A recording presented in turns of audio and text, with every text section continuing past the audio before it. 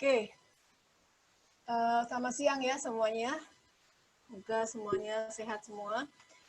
Hari ini saya akan memberikan materi dulu sedikit ya di awal, mungkin 15-20 menit di awal, kemudian nanti kita akan membahas tentang topik-topik yang sudah Anda usulkan beserta dengan dosen yang sudah ditetapkan oleh Prodi ya.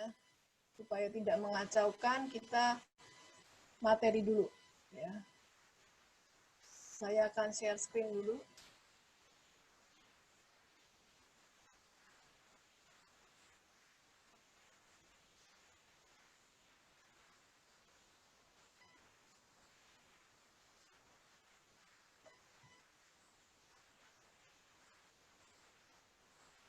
Terlihat tahapan penelitian di PowerPoint. Lihat, Bu. Oke, makasih Riko. Lihat, Bu. Oke, makasih. Ya, jadi hari ini kita akan mulai belajar tentang bagaimana tahap untuk melakukan penelitian ya. Jadi mengerjakan skripsi, mengerjakan tugas akhir itu merupakan sebuah penelitian ya. Nanti di akhir ada tugas yang harus Anda kerjakan, yaitu menentukan bidang, topik, dan masalah penelitian. Kita lihat dulu gambarannya seperti apa. Ya. Jadi ada dua, outline-nya hanya penelitian umum dan tahapan penelitian computing. Ya. Yang pertama, kita lihat untuk tahapan penelitian secara umum, itu yang kita lakukan adalah mengidentifikasi masalah, kemudian merumuskan hipotesis, menguji hipotesis dan analisa, dan yang keempat adalah kesimpulan. Ya, jadi secara umum, kalau kita melakukan penelitian, ini langkah yang dilakukan. Ada masalah, kemudian hipotesisnya apa, ya, dugaannya apa, gitu ya. Kemudian kita uji hipotesisnya dan lakukan analisis, kemudian kita buat kesimpulan. Nah, ini padanannya ketika kita membuat atau melakukan penelitian untuk skripsi kita. Ya. Identifikasi masalah itu di skripsi itu biasanya akan masuk ke pendahuluan. Ya. Ada latar belakang, rumusan masalah, tujuan penelitian, manfaat penelitian. Ya, ini identifikasi masalah. Ya. Kemudian perumusan masalah itu nanti muncul di dalam landasan teorinya. Ya, jadi kita setelah mendefinisikan permasalahan, masalah itu gimana dipecahkan, itu muncullah landasan teorinya apa untuk memecahkan persoalan tersebut. Ya, penelitian yang berhubungannya apa, landasan teori dan kerangka pemikiran. Kemudian pengujian hipotesis dan analisis masalah. Ya. Ini masuk ke dalam metodologi penelitian. Bagaimana metode untuk penelitiannya, metode pengumpulan data, metode untuk analisa data, dan pengukuran hasil penelitian. Ya. Hipotesis dan analisis masalah. Kemudian yang keempat, melakukan analisis hasil dan pembahasan. Kemudian kesimpulan, ya, sama kesimpulan dan saran. Ini kira-kira padanannya antara penelitian umum dengan skripsi. Nah, sekarang kalau penelitian bidang computing, itu seperti apa? Nah, ini akan kita lakukan. Ya. Yang pertama kali kita lakukan itu sebenarnya adalah melakukan literatur review. Ya, banyak membaca, hasil bacaannya disimpulkan, ya, kemudian nanti baru dikembangkan di setiap step ini. Ya.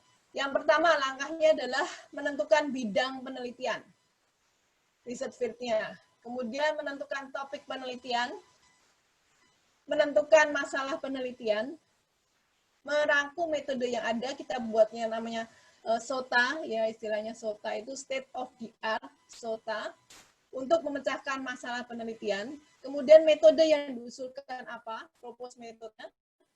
Kemudian mengevaluasi metode yang diusulkan, ini kita sebutnya sebagai method evaluation, dan publikasi.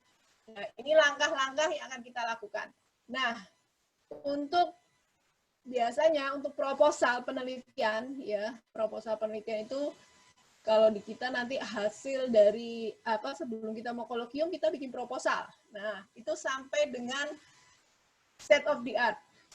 Ya.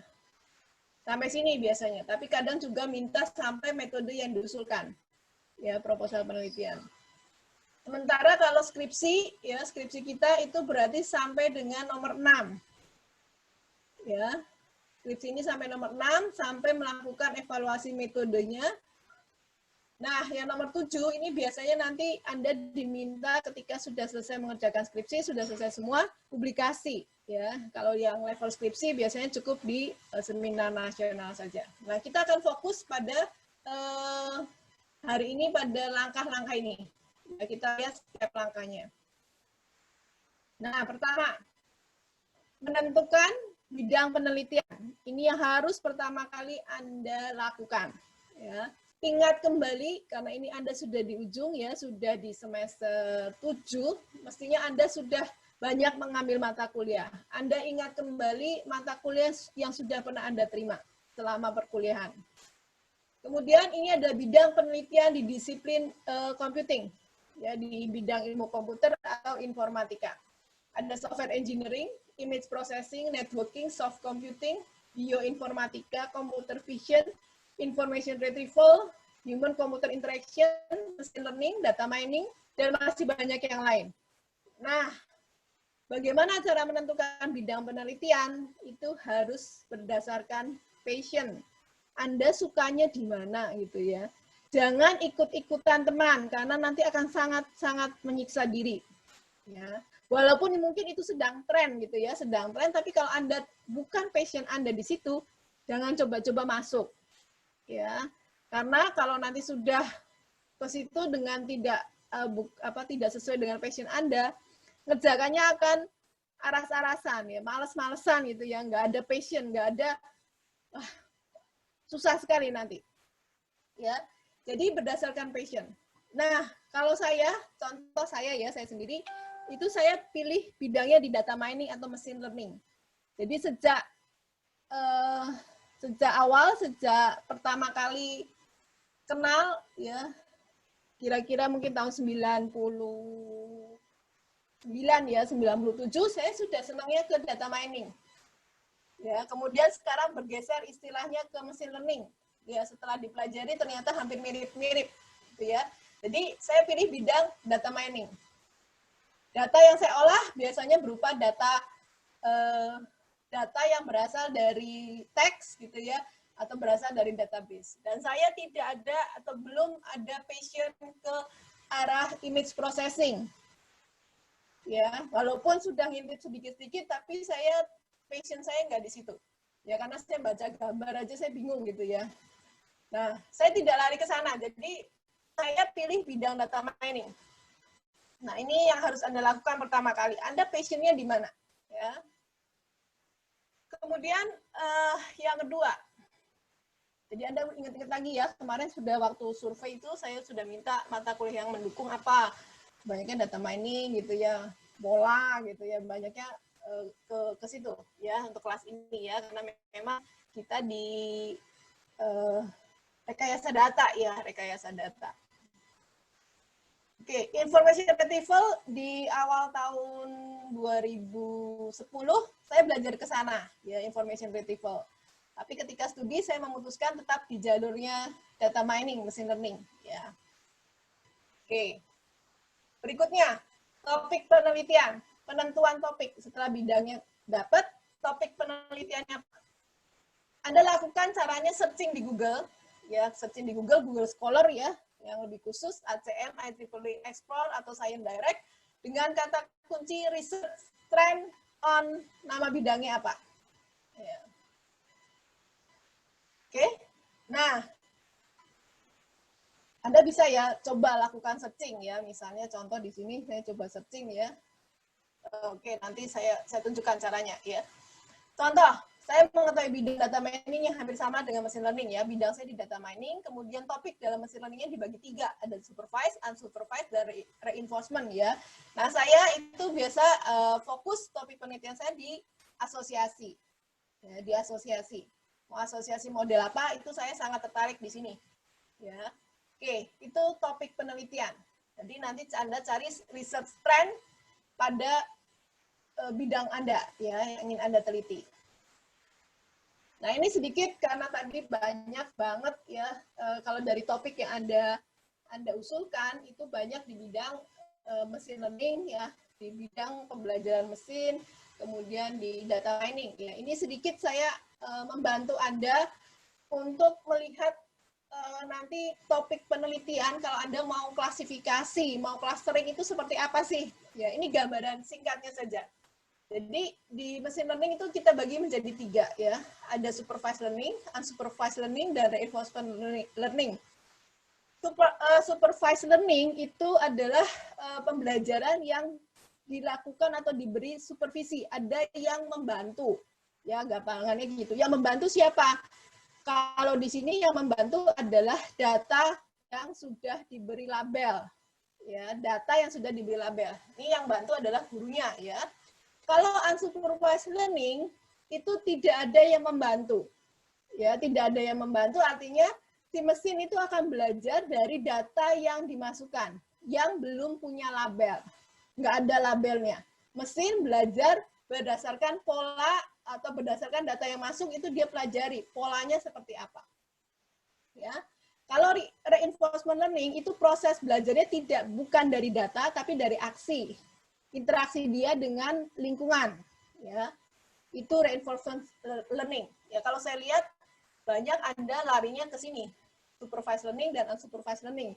Yang di sini ini belum, padahal Anda kalau dilihat itu paling suka main game, ya mungkin ya. Nah, main game itu game yang Anda sering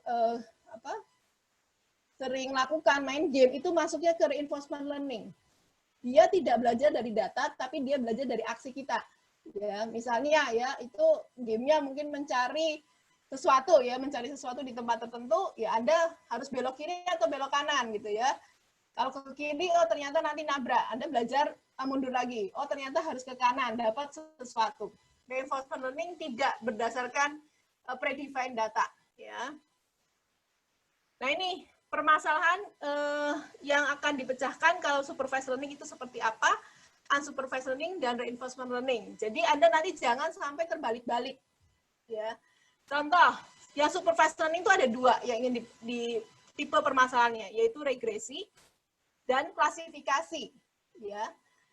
Semuanya kalau regresi ini datanya itu datanya kontinu.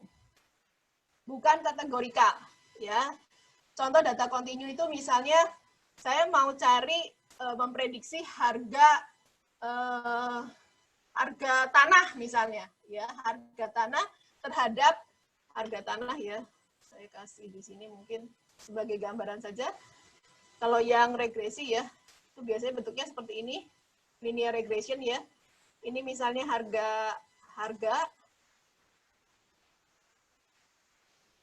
ya, harga ini luas, ya.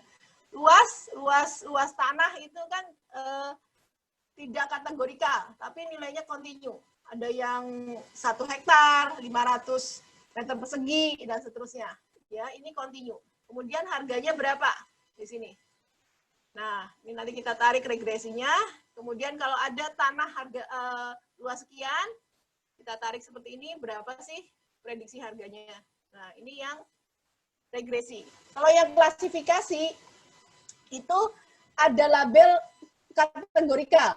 Contoh di sini email. Email itu spam atau tidak. Ya, datanya sudah diberi label, ada labelnya. Ya. Kemudian kalau nanti ada masuk data, ya, inputnya ada labelnya, outputnya juga itu harus Anda beri label. Jadi ketika ada data masuk, nah ini labelnya spam atau bukan spam. Ini classification, ya, klasifikasi. Yang unsupervised learning itu permasalahannya ada di permasalahan asosiasi dan clustering yang biasa sering digunakan ya. Asosiasi berarti kita belajar pola ya, belajar pola, memahami insight dari dataset yang kita miliki, gimana relasi antara satu item dengan item yang lain. Paling terkenal itu problem MBA ya, market basket analysis. Itu paling terkenal nih di asosiasi.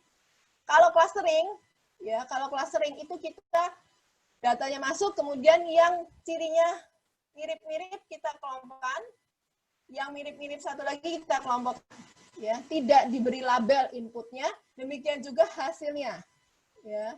kita hanya bisa menyebutkan 2 klaster, ya, 1 klaster kita mungkin kalau mirip-mirip dengan hal tertentu baru kita berikan nama terhadap klaster tersebut. Kalau yang reinforcement learning, permasalahan tadi game, ya. Jadi yang tadi saya ceritakan, dia belajar dari lingkungan. Ini kalau ke sini sukses nggak ya? Oh, mungkin sukses. Mungkin ya, oh ternyata saya sini ya, bisa ya. Kalau saya cari jalan ke sini, nabrak nih, berhenti. Nggak bisa berarti. Salah nih jalan saya, ya. Saya iris dulu. Oh, salah nih jalan saya. Berarti saya coba lagi. Coba lagi ke sini pasti selesai. Ya, salah juga. Ya, saya ikuti yang ini deh jalannya. Kita belajar tidak dari data, tetapi dari aksi yang kita lakukan. Kalau ke kiri, jalan terus. Kalau ke kanan, nabrak. Ini harusnya ke sini ya. Nah, berhasil. Ya, bagaimana dia bisa berhasil dengan cara trial and error. Ya, kalau reinforcement learning pakai trial and error, kemudian kalau berhasil dia dapat reward, kalau misalnya dia gagal dia dapat punishment. Punishmentnya ya dia tadi balik lagi ke posisi awal. Itu jenis permasalahannya, ya. Jadi nanti Anda harus teliti dulu, ya, permasalahan yang akan Anda pecahkan itu masuk ke bidang mana gitu ya, masuk ke mana. Cirinya mudah, kalau supervised learning itu sudah ada labelnya. Kalau belum berlabel berarti Anda tidak masuk di permasalahan ini. Ya, mengklasifikasi dan meregresi 2, kalau yang unsupervised itu asosiasi dan clustering.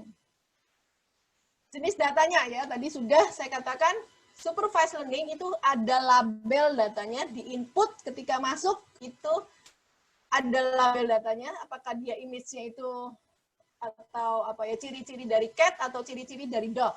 Cat dan dog-nya itu ada diberi label. Ya, kalau saya gambarkan di sini misalnya ini ya, kita biasa ada atribut gitu ya. Ini ada kelas. Nah, ini ada kumpulan atribut, maka di sini ada kelas cat. Atribut lagi ada kelas dog gitu ya. Inputan datanya sudah ada label datanya. Ya. Kemudian dikenakan algoritma, outputnya juga berlabel. Kalau yang unsupervised learning, datanya itu tidak ada labelnya. Ya, data inputan ini nggak ada nih. Nah, ininya nggak ada. Hanya ada atribut-atribut saja. Kita belum tahu ya itu apakah itu cat atau itu dog. Kemudian masuk ke dalam algoritma, ya. Kemudian baru dikelompokkan, oh yang mirip-mirip-mirip gitu ya, kelompokkan jadi satu, ini satu klaster. Mirip-mirip-mirip lagi, satu klaster. Ya. Baru dari sini Anda menentukan, oh yang mirip-mirip yang sisi kiri, ini saya kasih nama dog. Yang sisi kanan, ini saya beri nama cat. Ya, tetapi proses awal tidak punya label, proses akhir juga tidak punya label, dog dan cat itu setelah proses selesai. Ya, itu yang kita data dari unsupervised learning. Kemudian kalau yang reinforcement learning itu no predefined data. Tidak bermain-main dengan data, tapi dia aksi terhadap lingkungannya. Ya, jadi Anda bukan kumpulan data, tetapi nanti Anda kumpulkan adalah kumpulan action. Ya. Nah, tujuannya ya, yang supervised learning itu biasanya untuk forecasting. Ya, untuk prediksi. Kalau yang unsupervised learning biasanya kita mau menemukan pola. Ya, menemukan pola yang ada di dalam data kita. Ya, ini pola aturan asosiasi atau pola clusteringnya gitu ya. Kalau yang reinforcement learning itu tujuannya belajar dari aksi, ya, selalu belajar dari aksi. Oke, pendekatannya sekali lagi pendekatannya ya, atau nanti step yang paling gampang Anda cirikan nanti ya, kalau supervised learning itu label input, melabelkan input, memapkan input yang sudah diberi label ke dalam output yang sudah kita ketahui. Jadi ada label input, masukkan data training, dapat output yang kita ketahui. Kalau yang unsupervised itu tidak inputnya tidak berlabel, kita mencari pola, mencari tren. Ya, mencari pola, mencari tren. Pola itu bisa contoh misalnya fraud ya. Fraud itu masuk ke dalam unsupervised learning gitu ya. Oke, masukkan algoritma dapat output. Ini kalau ini pendekatannya trial and error, ke kiri atau ke kanan ya, seperti yang tadi saya ceritakan. Nah, ini algoritma yang populer di tiga proses machine learning ini ya. Yang supervised learning itu dibagi dua, regresi, linear regression atau logistic regression.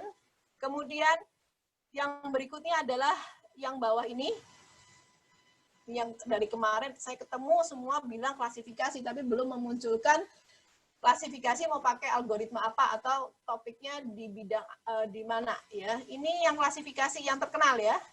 Anda tahu kalau artinya yang terkenal berarti banyak orang yang ada ke sana ya. SVM, KNN, Random Forest ya. Ini di tempat kita ini banyak banget nih. Ini sama ini nih. Ya, ini nomor 1, ini nomor 2 nih ya. Kalau yang SVM jarang karena ngitungnya susah, jadi Anda biasanya menghindari gitu ya.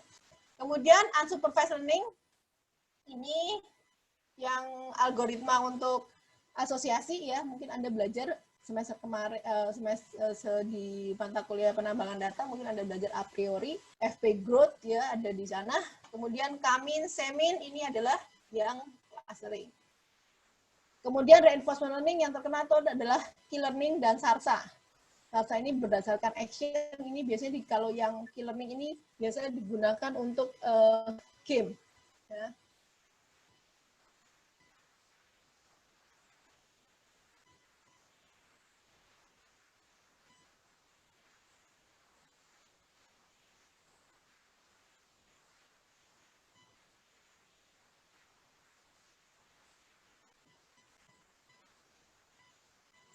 Oke. Ya, nanti silakan direnungkan. Ini aplikasinya, ya. Jadi nanti Anda mau permasalahan apa yang mau dipecahkan, sehingga nanti Anda bisa tentukan, ya, pakai algoritma apa, termasuk dalam kelompok yang mana. Ya, ini contoh saja. Ya, supervised learning untuk risk evaluation, forecast, ya, untuk memprediksi penjualan, gitu ya. Berapa sih, apa namanya, kira-kira keuntungan saya pada periode tertentu, ya Anda bisa menggunakan metode di supervised learning yang forecast. Untuk forecast ya, ini datanya kontinu, bisa menggunakan regresi. Ya, ini risk evaluation ya. Risk evaluation misalnya tadi apakah seseorang itu perlu diberi pinjaman atau tidak gitu ya dari data nasabah. Ini risk evaluation. Ya, resikonya ada nggak kalau saya kasih dia pinjaman. Unsupervised learning itu recommendation system. Anda banyak nih yang judulnya ambil recommendation system. Itu adalah masuk ke dalam unsupervised learning. Ya, contoh misalnya recommendation system itu kalau Anda ke Amazon atau Anda ke toko online gitu ya, biasanya Anda diberikan rekomendasi. Oh, silakan selain beli buku A, Anda juga beli buku B gitu ya. Orang lain beli buku B. Itu recommendation system ya. Ini masuk ke dalam unsupervised learning. Kemudian yang berikutnya anomaly detection ya. Untuk melihat yang anomali-anomali ya. Misalnya contoh ya, kalau saya biasa menggunakan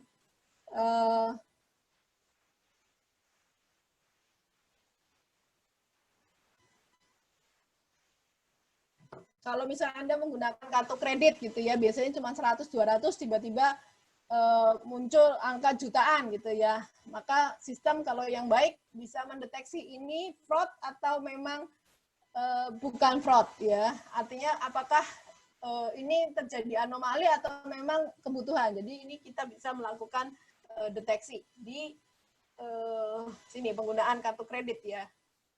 Ini unsupervised learning. Kalau reinforcement misalnya self driving car ya. Ini kan kalau Anda belajar naik kendaraan, belajar motor atau belajar mobil gitu ya, itu kan tidak ada data, ya, tapi berdasarkan aksi Anda terhadap lingkungan. Misalnya kalau ada lampu merah, ya lampu merah, aksi saya harus seperti apa? Berhenti atau jalan terus gitu ya. aksi saya terhadap lingkungan, karena lampu merahnya itu tidak tahu ada posisinya di mana. Ya, ini masuknya ke reinforcement learning. Game juga sama. Anda kalau buat game itu kita akan masuk ke dalam reinforcement learning. Ini contoh saja.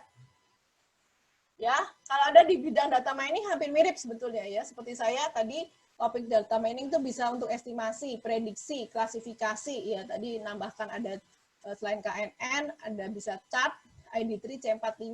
Kemudian clustering ada Kamin, Fasisemin, SOM ya, ini juga jarang nih, kamedoid gitu ya, asosiasi bisa menggunakan a priori atau efek growth ya.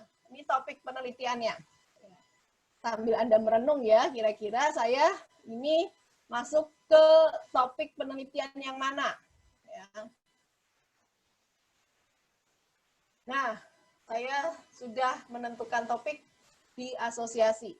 Jadi bidang saya di data mining atau machine learning, kemudian topik saya di asosiasi. Ya. Cara menentukannya gimana? Baca survei paper dan rangkumkan dalam bentuk slide. Ya. Apa sih paper survei itu? Ya.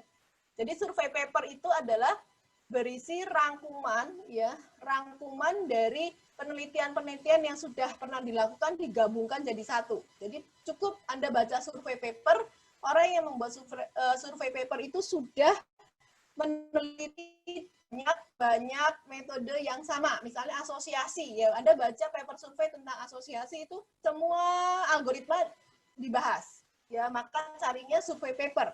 Ya. Kemudian yang ketiga, ya jadi tadi satu menentukan bidang, kedua menentukan topik.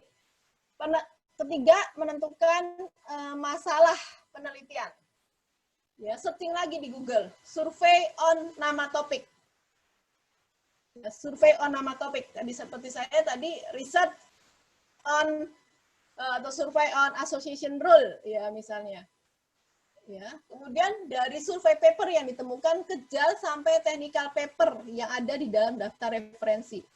Ya, kalau Anda tertarik satu itu masih survei paper, misalnya tertarik, kalau saya tertarik pada bidang frequent item set misalnya gitu ya. Sudah dapat, kemudian cari technical papernya. Technical paper itu nanti yang berisi detail algoritmanya seperti apa gitu, datasetnya yang digunakan apa, itu yang Anda cari. Dari survei paper ke technical paper. Kemudian dari puluhan yang Anda baca, mungkin ribuan, mungkin ratusan gitu ya, pilih paper jurnal yang terindeks Scopus ya di 3 tahun terakhir dan petakan masalah penelitiannya. Jadi jangan asal baca terus ditinggal. Anda harus petakan apa sih masalah penelitian dari skripsi yang Anda baca, dari paper yang Anda baca. Nah, untuk mempermudah itu Anda gunakan Mendeley. Ya, Mendeley ini akan mempermudah Anda ketika Anda dapat paper, masukkan ke Mendeley sehingga nanti nggak cari-cari lagi. Ya. Kemudian langkah berikutnya pilih 1 atau 2 masalah penelitian yang kita anggap menarik dan menantang dan jadikan sebagai masalah penelitian Anda. Ya. Saya kasih contoh ya, ini bagaimana saya harus menggunakan Mendeley. Oke, saya sudah aktifkan belum ya? Sebentar, saya cari dulu Mendeley saya.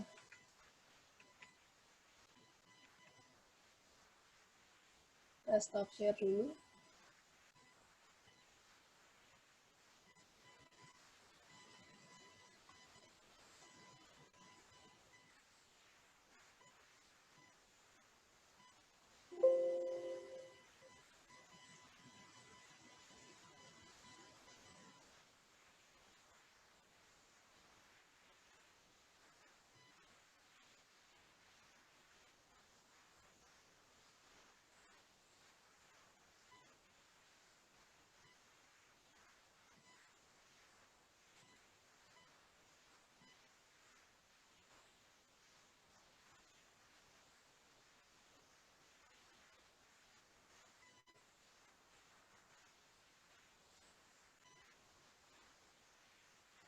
Saya jalankan Mendeley desktop saya ya. Ini saya sudah kelihatan Mendeley saya.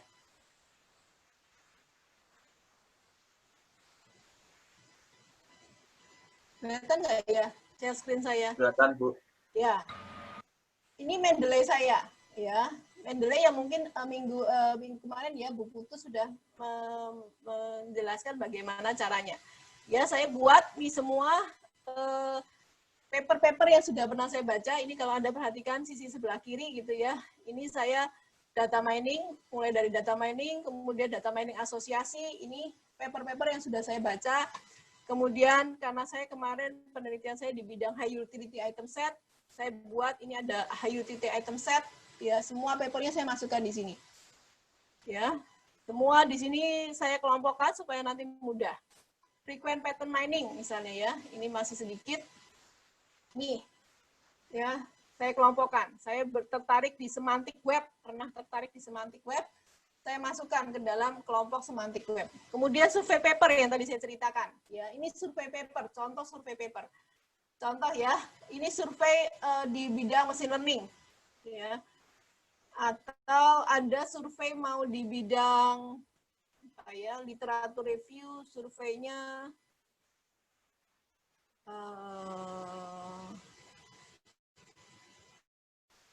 saya kemarin ya misalnya ini data mining dengan big data ya. Ini survei papernya. Ya. Oke, seperti itu ya. Ini survei paper namanya. Kemudian tadi ya, Anda ingin tahu tren penelitian. Ketika Anda masukkan kata tren on di bidang penelitian, nah ini saya dapatkan nih yang bidang atau yang topiknya atau bidangnya ambil SPPK, DSS. Sekarang trennya kemana? Ya, Anda cari gitu ya, ini trennya, kemudian saya masukkan ke Mendeley sehingga saya bisa kapanpun saya bisa buka. Ya, ternyata kalau di bidang SPPK itu trennya bukan lagi di pengambilan yang apa ya, yang tunggal gitu ya, tapi sekarang kalau Anda lihat ini timeline tahun sampai dengan tahun 2000 ya, ini sudah muncul ke intelijen support system aja di 80 ya. Sekarang banyak di knowledge management base DSS. Ini banyak di sini nih. Ya. Kalau dulu zaman saya dulu ke GDSS nih, Group Support System, tapi ini udah tahun 80-an. Sekarang ke future berikutnya, itu di mana future trendnya ya, KM DSS dengan data warehousing. Ya. Nih, trennya. Untuk yang ambil, nih ya, nih, sampai tahun 2015, ini social and mobile computing, ya di sini, maka Anda butuh yang namanya DSS, gabung dengan data warehousing-nya, kemudian gabung dengan knowledge management. Ya. Ini caranya Anda dapatkan yang namanya tren ke depannya itu seperti apa sih, sehingga Anda tidak melakukan penelitian belakang banget gitu ya, mungkin di tahun 80 ya, mungkin Anda belum lahir ya, seperti ini. Ya, ini udah ketinggalan. Ya, dulu saya penelitian di OLAP gini ya, data warehouse gitu ya. Sekarang data warehouse-nya harus gabung dengan knowledge management. Ya, knowledge management nih di sini. Ini aja udah 2010, padahal kita udah di 2020 ya. Jadi itu cari tren yang terbaru gitu ya. Sosial media decision support ya. Ini juga lagi tren, gabung dengan sosial media. Mobile computing. Ini contoh dari tren di bidang DSS ya. SPPK gitu ya, banyak mungkin Anda di situ. Jadi Mendeley ini digunakan untuk Anda memanage apa yang sudah Anda baca, termasuk skripsi Anda masukkan ke situ ya. Ini nanti metadatanya nanti silakan sambil Anda masukkan, sambil Anda pelajari ya, sambil dibaca, sambil masuk ke dalam Mendeley ya, karena nanti Mendeley ini bisa Anda pakai nanti gabungkan dengan Word. Kalau Anda ketikkan pakai Word atau menggunakan LaTeX, nanti bisa muncul seperti bibliografinya ya, atau referensinya ya, jadi nggak usah capek-capek lagi cara ngatur seperti apa. Ini tahunnya yang saya lakukan juga udah cukup lama ya, karena saya penelitian banyak di high utility item set, sehingga penelitian-penelitian ini sudah, kalau Anda lihat tahunnya ini 2013 ya, sudah 10 tahun yang lalu, padahal tadi disarankan sekitar 3 tahun yang lalu gitu ya. Jadi ketika nanti searching,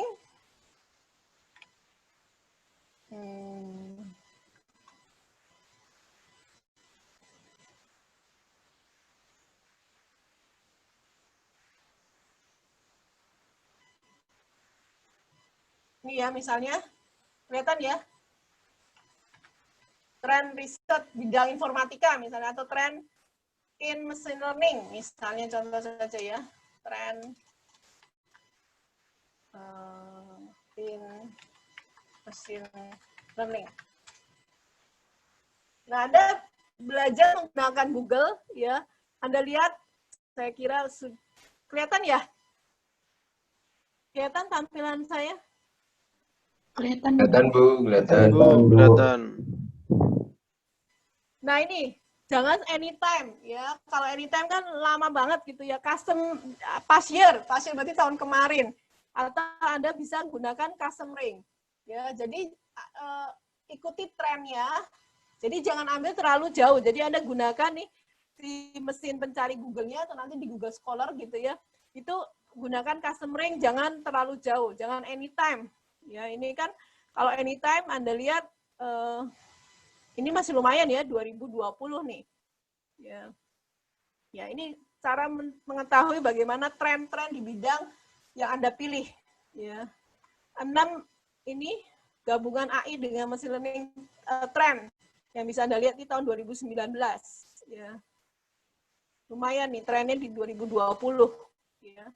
Seperti itu, Anda manfaatkan mesin pencarinya dengan cermat gitu ya, dengan supaya nggak buang-buang waktu hanya untuk mencari Anda mau ambil topik di bidang mana, ya.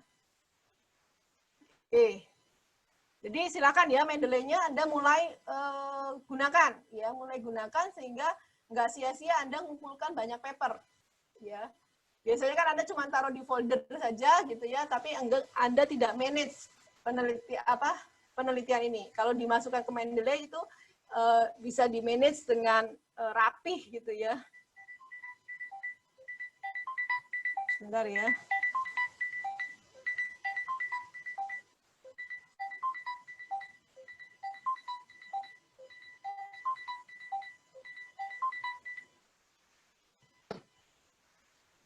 Oke. Sampai sini dulu ada pertanyaan nih. Sampai menentukan topik.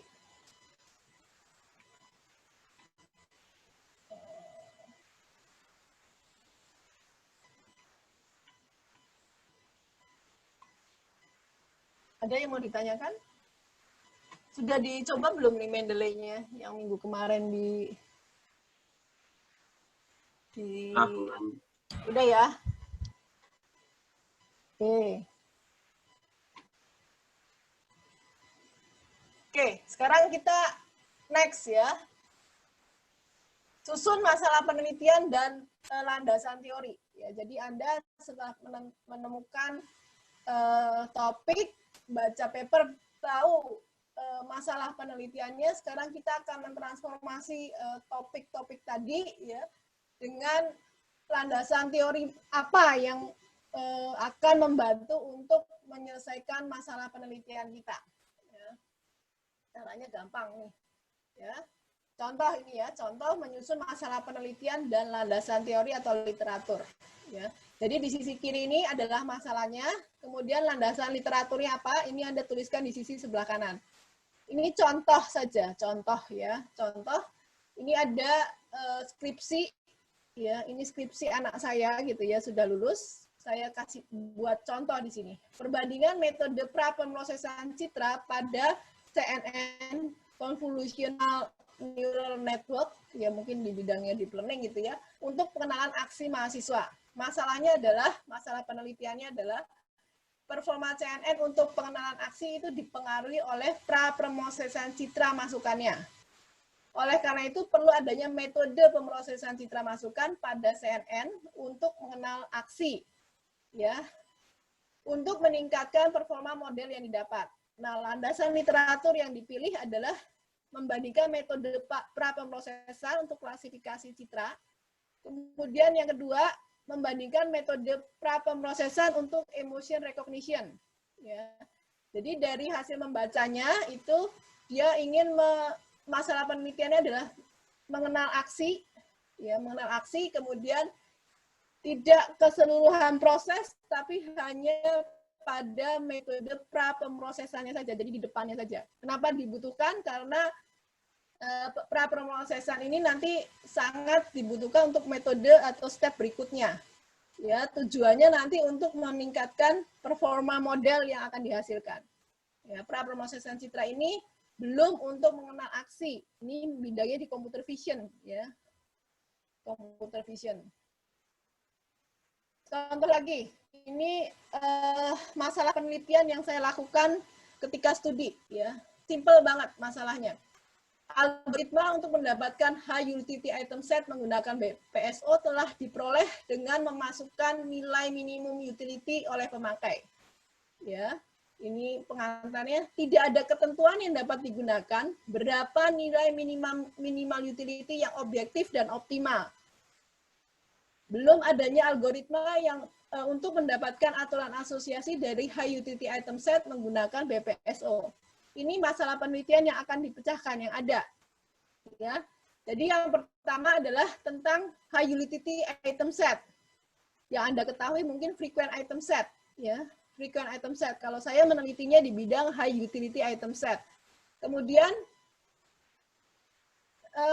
ada dua parameter. Kalau ingin tahu high utility item set harus punya minimal utility. Tapi kita nggak ada metode bagaimana cara menentukan minimal utility yang objektif. Atau padanannya kita tidak tahu berapa nilai support dan confidence kalau Anda ingin mencari frequent item set. Maka landasan literatur yang saya pakai adalah menggunakan BPSO untuk mendapatkan aturan asosiasi dari frequent item set tanpa batasan support dan confidence. Saya berangkatnya dari frequent item set. Kemudian yang kedua saya cari high utility item set yang diperoleh tanpa batasan minimum utility. Ternyata ini sudah ada, ya sudah ada yang meneliti. Tetapi waktu eksekusinya lama dan memorinya tinggi. Ya ada permasalahan di sini. Sudah ada, tetapi waktu eksekusinya lama. Kemudian telah mendapatkan HUI menggunakan BPSO, tetapi hasilnya belum optimal dan masih belum diperoleh untuk aturan asosiasi. Jadi BPSO-nya baru berhenti pada pencarian high utility item set, belum pada memperoleh aturan asosiasi. Ya, jadi ini masalah penelitiannya, kemudian landasan literaturnya apa. Nah, sekarang saya itu dalam rangka kebingungan. Ya, kemudian saya ambillah satu contoh nih. Pendekatan random forest untuk memprediksi nasabah yang berpotensi membuka tabungan deposito. Kemarin diamati oleh siapa ya ini ya? Nomor berapa ini ya?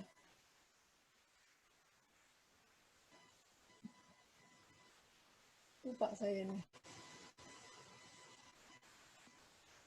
Yang siapa nih ya? Saya cek dulu deh kalau Anda nggak jawab nih.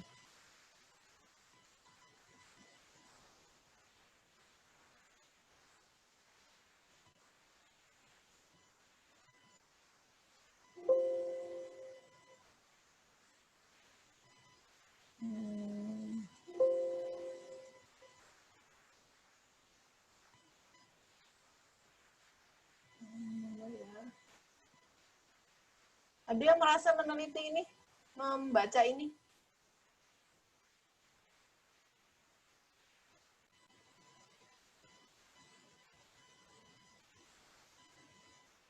Pendekatan random forest untuk memprediksi nasabah. Pendekatan random forest. Saya searching di sini random forest.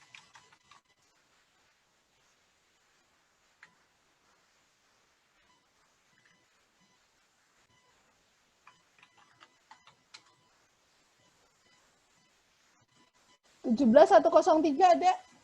Siapakah gerangan?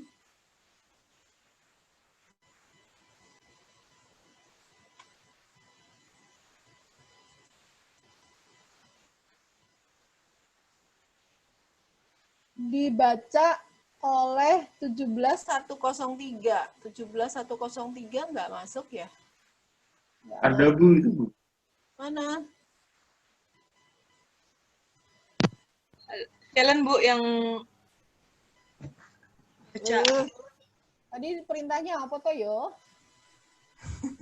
Saya belum hafal namanya. Tadi Challenge ngomong tapi ternyata pakai headset nggak dengar. Ini dilepas headsetnya. Ini masih ada 3 orang yang belum dirindim nih namanya.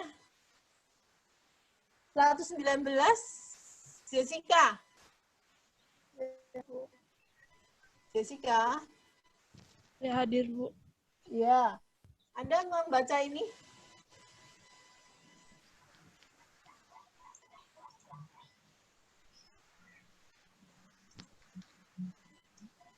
Baca ini nggak ya?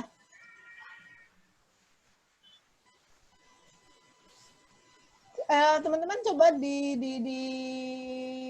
apa ya, sambil dibuka Anda mengerjakan tugas 1 2 3 ya. Ini saya sambil kita belajar ya bagaimana menyusun masalah penelitian dan landasan teori atau literaturnya.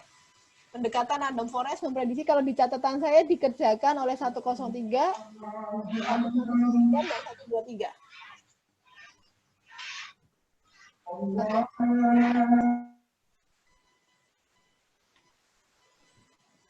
Seratus satu dua tiga siapa? Katarina. Iya, Bu. Saya, Bu. Anda membaca ini? Saya baca, Bu. Oke, coba saya diberitahu masalah penelitiannya apa sih?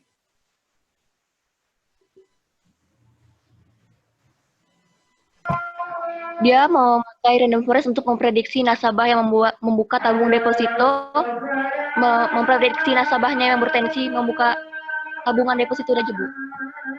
Ini apa?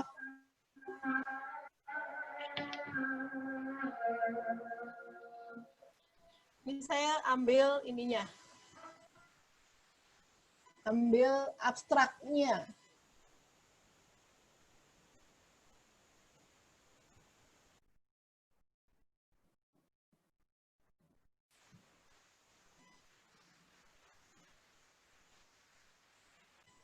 Coba teman-teman sambil membaca ya ini ya. Sambil membaca mudah-mudahan kelihatan ya. Ini saya ambil abstraknya. Masalah penelitiannya apa?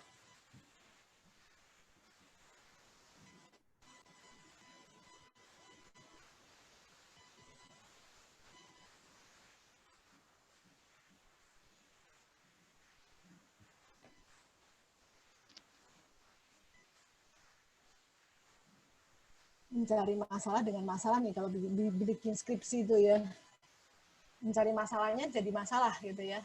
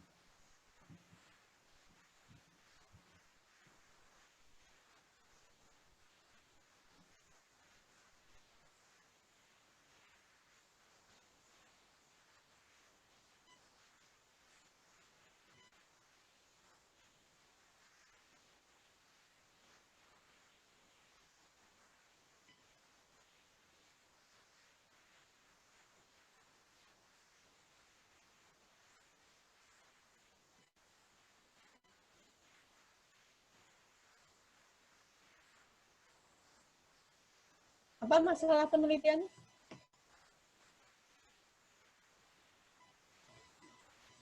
Deposito masih menjadi pilihan bagi sebagian masyarakat yang ingin berinvestasi dengan sedikit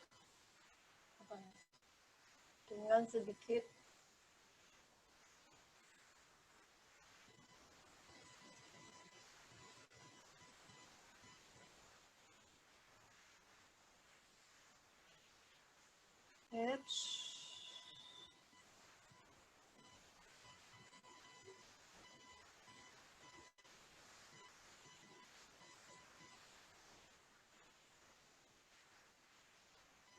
Membuat banyak bank bahkan membuka unit cabang di tempat yang strategis untuk mengakomodir banyaknya nasabah. Dengan banyaknya nasabah, bank juga perlu mendapatkan nasabah yang bersedia untuk membuka tabungan deposito. Teknik penawaran yang dilakukan oleh setiap bank berbeda-beda.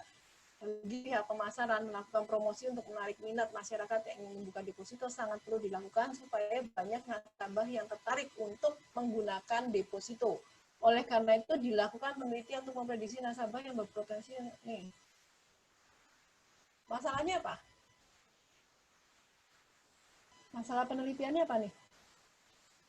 Tangkap nggak? Saya mau menjawab. Ya, Pak Riko. Itu kayaknya karena perkembangan transaksi elektronik yang semakin pesat membuat banyak bank yang membuka unit cabang itu. Terus kita melakukan pendekatan untuk nasabah yang ingin melakukan deposito itu yang mana aja gitu. Ya, jadi permasalahannya adalah yang tadi, yang belakang tadi. Nasabah yang mana saja. Ya, jadi saya perlu tahu ciri-ciri nasabah yang membuka deposito. Itu permasalahannya. Kalau banknya membuka banyak cabang itu bukan permasalahan ya. Bank itu berlomba-lomba, tetapi bagaimana dia bisa memilih nasabah yang bisa berpotensi membuka deposito. Itu permasalahannya. Jadi mengetahui ciri-ciri nasabah yang membuka deposito. Bisa nangkap permasalahannya? Nah, ini tapi nanti kita belajar ya cara menyusun abstrak gitu ya. Tiba-tiba penelitian menggunakan random forest ya. Jadi belum nyambung nih ya antara paragraf 1, paragraf 2 dengan paragraf 3. Ini hasil ya. Ini atribut yang digunakan bla bla bla bla bla, ini harusnya di sini ya. Kalau paragraf terakhir itu nanti hasil gitu ya, hasil. Oke, kemudian metode random forest merupakan pengembangan dari CHAT. Ini nggak usah dijelaskan ya. Dengan menerapkan bootstrap dan random feature selection. Tahap seleksi atribut menggunakan information gain untuk ini kan step-nya. Ya, ini step-nya. Apakah ini sebuah masalah di sini? Ada masalah dengan random forest dari step-nya? Apakah proses balancing-nya itu jadi masalah? Bisa jadi masalah ketika Anda mengatakan bahwa dari dataset yang dimiliki gitu ya, datanya itu tidak seimbang. Sehingga saya mau tembak masalah balancing ketika menerapkan random forest. Ya, cuman karena kita ini kebanyakan Anda itu membuatnya semuanya dibuat gitu ya, random forestnya semuanya dicoba, semuanya gitu ya. Jadi penelitiannya banyak banget ya. Padahal kita bisa ambil salah satu proses, misalnya menyeleksi atribut. Ya, kenapa Anda pilihnya information gain? Apakah ada masalah dengan yang lain untuk melakukan perankingan, kemudian dilakukan percobaan gitu ya. Seperti itu. Tapi yang utama adalah permasalahan penelitiannya adalah belum atau tidak ingin diketahuinya ciri-ciri pelanggan yang membuka deposito. Nasabah yang membuka deposito. Ya. Nah, kita masukkan di sini masalah penelitiannya apa. Oke. Kemudian cari literatur. Cari literatur. Anda cari membuka deposito, ciri nasabah itu ada apa di sana? Literaturnya apa yang bisa Anda pakai? Ya, jangan sampai Anda ada masalah tapi nggak punya petunjuknya. Literatur itu adalah petunjuk Anda untuk menyelesaikan sebuah permasalahan. Ya. Nanti ini setelah Anda dapat masalah penelitian, Anda bisa merumuskan masalah, merumuskan metode nanti. Ya. Oke, nanti sambil jalan ya. Menentukan masalah itu suatu masalah sendiri ya. Jadi jangan dianggap mudah. Menentukan masalah penelitian itu sebuah masalah juga. Ya. Oke.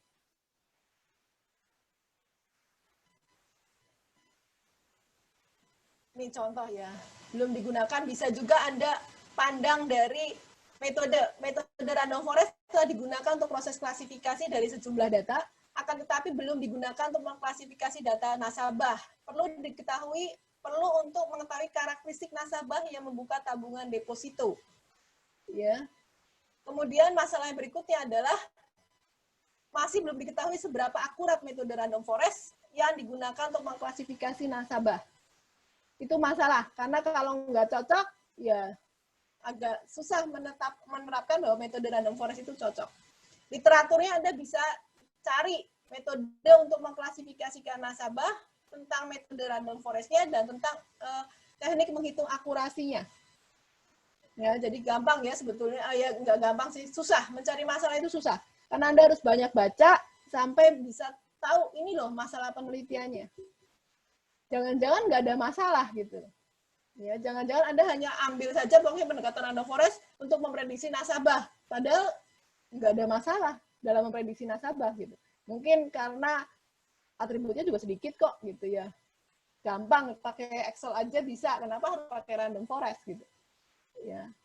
Jadi harus benar-benar bisa menemukan masalah penelitiannya. Ya, Anda bisa tinjau dari permasalahannya, bisa tinjau dari metode. Kemudian tahap yang keempat, merangkum metode yang ada. Ya, caranya adalah pahami semua paper penelitian yang tujuannya memecahkan masalah yang sama. Anda cari paper yang digunakan untuk melakukan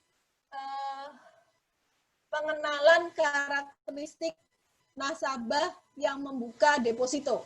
Cari semua yang tentang itu. Ya, dipecahkan metodenya menggunakan apa? Apa ada yang pakai random forest, atau ada yang pakai KNN, atau ada pakai metode klasifikasi yang lain, gitu ya. Kemudian Anda pahami semuanya, kemudian Anda buat state of the art. Ya, state of the art itu adalah memilih algoritma apa yang digunakan untuk memecahkan masalah penelitian kita. Yang terlalu jauh nggak usah dimasukkan ke dalam state of the art kita. Ya, tapi yang dekat dengan penelitian kita yang akan kita coba gunakan itu masukkan ke dalam SOTA kita. Ya. Dalam bidang computing, metode biasanya berupa algoritma yang sistematis, logis, dan matematis. Nah, ini contohnya, ini nanti caranya ya. Membangun tahap yang kelima, tadi masih menentukan metode yang diusulkan, membangun dan mengusulkan metode, kita harus propose metode yang kita usulkan. Tadi random forest-nya tuh mau yang kayak apa gitu. Mana yang mau Anda tambahkan sesuatu di metode pre-processing-nya. Tadi, kalau saya nggak salah, tadi muncul feature selection ya. Apakah feature selection itu jadi permasalahan? Tadi kalau nggak salah dia feature selection, perankingan, dan lain sebagainya. Apakah ada metode yang lain gitu ya? Baik, kalau misalnya nanti random forest-nya kita fokus pada feature selection-nya, nggak mau pakai metode A, maunya pakai metode B, misalnya seperti itu. Ya. Keunggulan metode yang kita usulkan harus dilandasi, ya, ada referensinya, dibuktikan secara matematis dan empiris melalui hasil eksperimen. Metode yang kita usulkan bisa saja dari state of the art method, kita mungkin menambahkan sesuatu, tadi yang saya ceritakan, ya, yang akhirnya ketika kita bandingkan dengan metode original, metode kita lebih baik, bisa lebih cepat, lebih akurat, atau lebih konsisten. Ya. Penambahan yang kita lakukan dan akhirnya membuat pemecahan masalah menjadi lebih baik, itulah yang kita sebut sebagai kontribusi kepada pengetahuan. Ya. Oke, nanti ini di agak belakang ya yang kita lakukan. Ini cara menyusun research problem, research question, dan research objective. Atau yang kita kenal dengan research problem itu identifikasi masalah. Ya, research question itu rumusan masalah. Kemudian research objective itu tujuan. Ya, tujuan ya.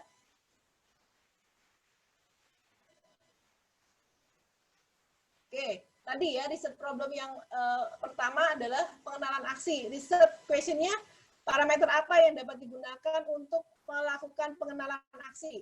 Ini research question yang pertama. Memecahkan pengenalan aksi. Parameternya apa saja? Ya. Kemudian yang kedua, metode prapromosisan citranya. Prapromosisan citra apa yang terbaik untuk citra masukan? Ya, ini riset question yang kedua. Nanti akan muncul yang terbaik itu menggunakan prapromosisan model yang seperti apa. Kemudian yang ketiga, meningkatkan performa model yang didapat. Jadi riset question-nya adalah bagaimana model dan evaluasi yang dilakukan terhadap CNN-nya.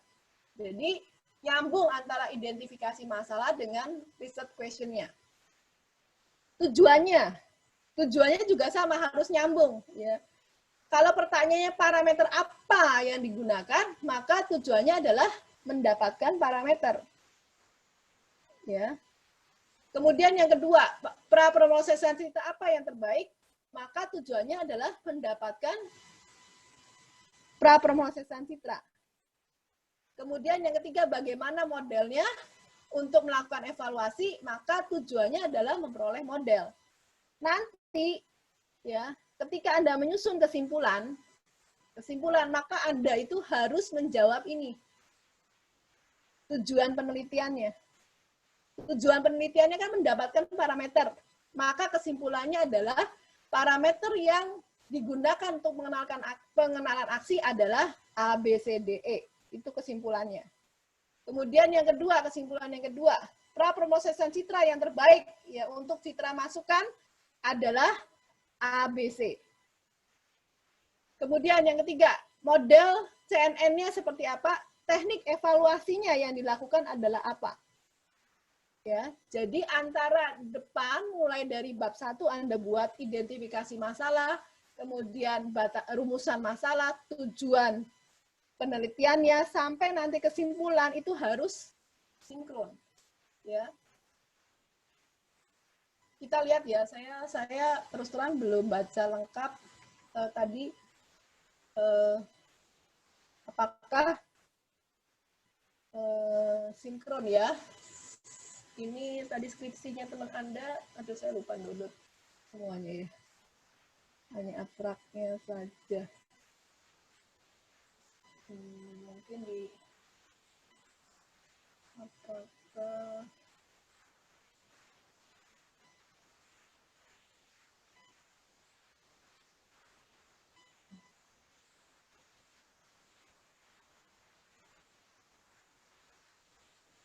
enggak saya download ya.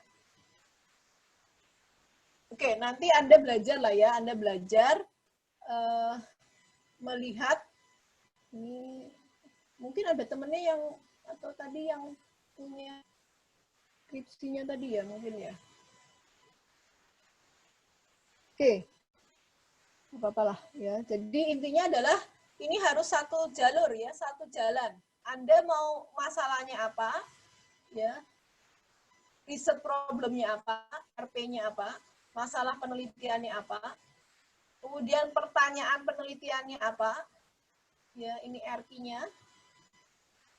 Satu RP, satu riset problem itu bisa riset question-nya banyak. Ya kalau buat Anda satu aja cukup lah ya, satu aja cukup. Ya nggak usah banyak-banyak riset problemnya itu. Kemudian riset question-nya bisa banyak, bisa RP-nya bisa 1, 2 gitu ya. Nanti RQ-nya bisa dipecahkan atau dibuat dari RP-nya ini. Kemudian tujuan penelitian, kemudian nanti di akhir itu ada kesimpulan. Kesimpulan itu menjawab riset objektifnya. Kesimpulan. Ya, jadi kalau saya gambarkan ini ada sebuah ini gitu ya. Kalau Anda melakukan penelitian itu sampai pada tujuan. Ya. Ini tujuannya. Ya, sehingga ketika sudah sampai tujuan, ini Anda bisa membuat kesimpulan. Kalau nanti ada manfaat, itu manfaatnya adalah setelah Anda nembus tujuannya. Setelah dapat tujuannya, kemudian inilah manfaatnya. Apa manfaat penelitiannya? Susah Bu, susah ya, susah memang ya untuk menentukan riset question, rumusan masalah. Ya, rumusan masalah itu tidak mudah. Itu Anda harus baca, Anda harus benar-benar teliti mau membidik yang mana, ya, mau membidik yang mana. Oke, belum sampai ke belakang ya, belum sampai bagaimana caranya itu belum. Ya, oke, berikutnya. Tahap yang keenam adalah evaluasi metode yang diusulkan. Ya, harus dievaluasi ya metode yang kita usulkan dengan menggunakan standar, enggak menurut Anda sendiri. Contoh misalnya rendahnya akurasi, ya. Tadi mungkin di riset questionnya Anda mengungkapkan bahwa tingkat akurasinya rendah, ya, tingkat akurasinya rendah gitu ya. Rendahnya akurasi itu harus bisa diukur dengan pengukuran akurasi. Misalnya lagi rendahnya efisiensi, ya harus diukur dengan waktu. Jadi jangan menggunakan ya metode pengukuran yang menurut Anda sendiri tapi nggak standar di bidang penelitian. Karena di bidang penelitian itu sudah ada evaluasi terhadap metode. Contoh, nih ya, kalau saya ya, association itu biasanya menggunakan leaf ratio, ya, precision recall, ya, di asosiasi. Di clustering, atau Anda mungkin kenal nih, di klasifikasi menggunakan confusion metric untuk menghitung akurasi. Ya ini yang harus Anda gunakan untuk evaluasi metode yang Anda usulkan. Jangan bikin sendiri gitu ya, karena sudah standar. Kalau Anda bikin sendiri yang bukan standar, nanti tidak bisa orang itu melakukan re-engineering atau melakukan apa yang Anda lakukan gitu, sehingga nanti penelitian Anda itu hanya untuk Anda sendiri, nggak bisa untuk yang lain, ya, tidak ada pengembangannya nanti, gitu ya. Jadi evaluasinya menggunakan evaluasi yang standar. Kemudian terakhir, baru setelah selesai Anda buat laporan penelitiannya, tulis dalam bentuk proposal sesuai format, kemudian kirimkan ke seminar-seminar. Nah, sekarang tugas Anda adalah Anda merenung dulu gitu ya, mata kuliah yang telah diajarkan, paper yang sudah Anda baca ya. 7 semester bukan waktu yang singkat ya, cukup banyak mata kuliah yang sudah Anda ambil. Kalau saya boleh berhitung, dari 144 mungkin Anda sekarang di 110-an gitu ya. 110 SKS. Ya. Direnungkan kembali mata kuliah yang telah diajarkan, kemudian tentukan bidang dan subbidang kalau mungkin ya.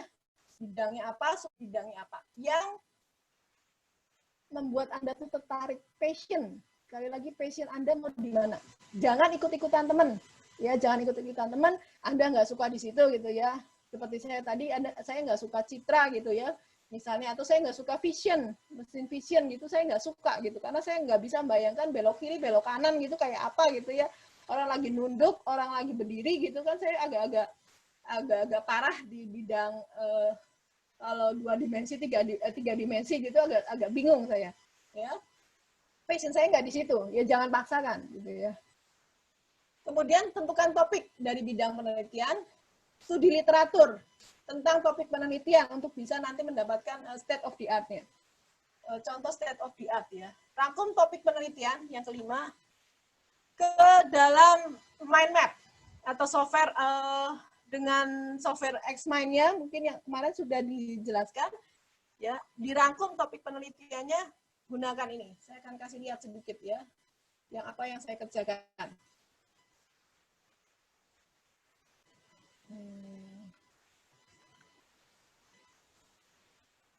Banyak banget bukanya nih ya.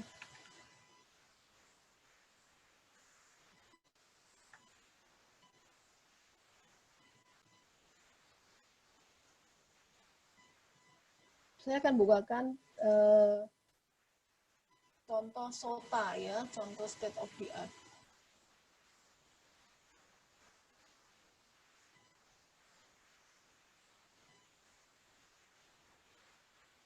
Atau contoh ini dulu deh, bagaimana membuat Xmind-nya ya.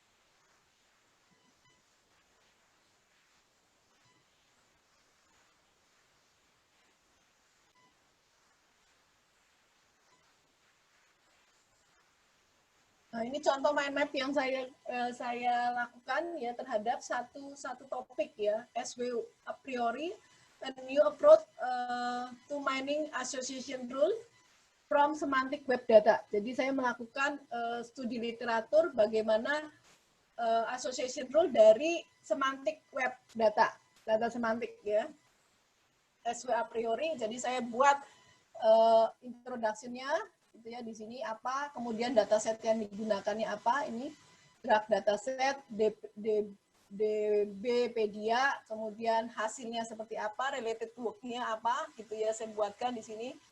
Ini ada ARM tradisional, kemudian ada web data mining yang fokus pada clustering klasifikasi, kemudian di bawah ini metodologinya saya buatkan di sini, kemudian hasilnya apa, future work-nya apa. Ya, ini contoh saja. Contoh yang saya buat mind map-nya. Ya, jadi nanti kalau Anda ingin butuh sesuatu, Anda sudah rangkum dalam mind map seperti ini, itu Anda nggak usah lagi baca lagi papernya, baca lagi skripsinya. Lama lagi. Ya, jadi sekali jalan sambil Anda merangkum, gitu ya, istilahnya seperti itu. Contoh yang lain yang banyak saya kerjakan karena saya di bidang ini.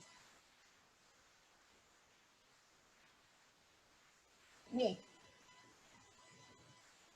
Ya, review on application PSO in ARM.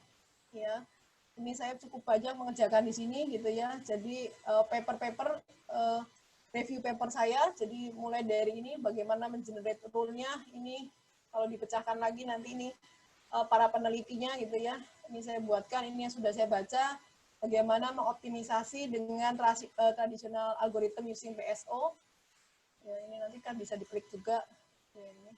Kalau mau diminimize, ya. Nanti kalau tools, saya yakin Anda dengan mudah gitu ya. Ini kelemahan a priori, saya buatkan teknik untuk improving-nya, pakai apa gitu ya. Kemudian latest topik-nya apa, tujuannya apa, semua saya gambarkan dalam mind map. Bu, Ya. permisi Bu. Itu share-nya nggak jalan nih? Share screen-nya. Sekarang share-nya di mana? Sekarang masih di itunya, mind map-nya. Sekarang munculnya apa nih? Review on application PSO?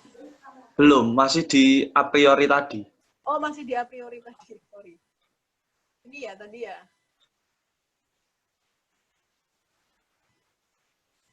Oke, saya ulangi lagi.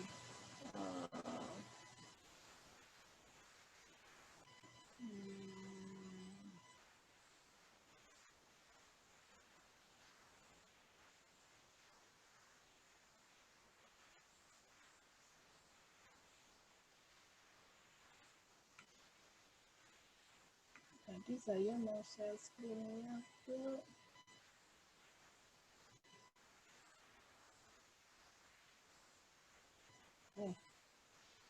ya, review on application PSO in ARM ya.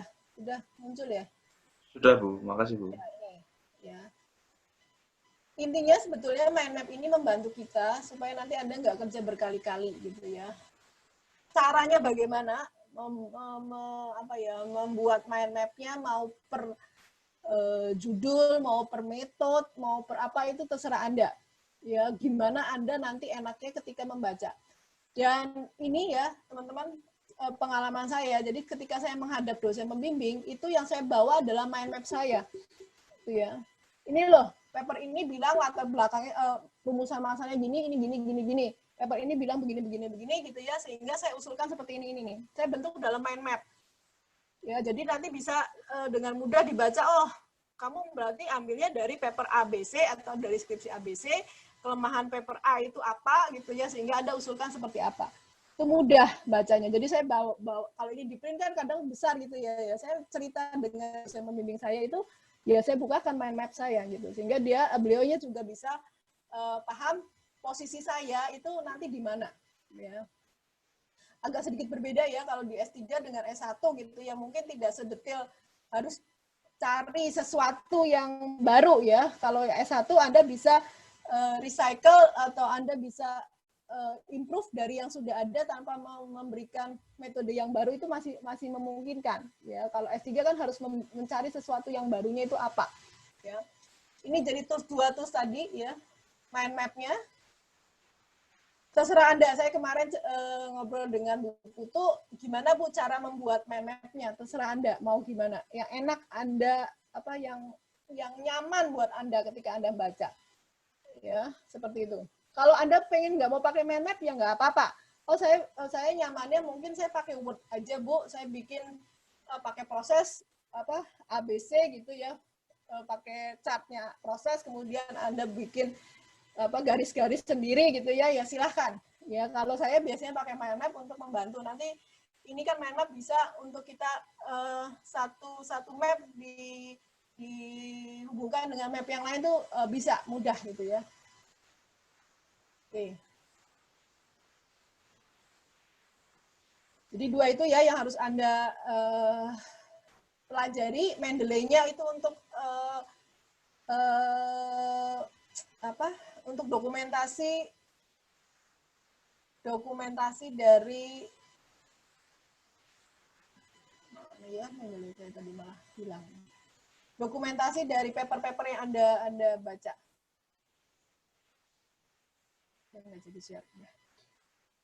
Oke, jadi untuk tugas Anda adalah 1 minggu ini. Bentar ya, saya back lagi ke slide-nya.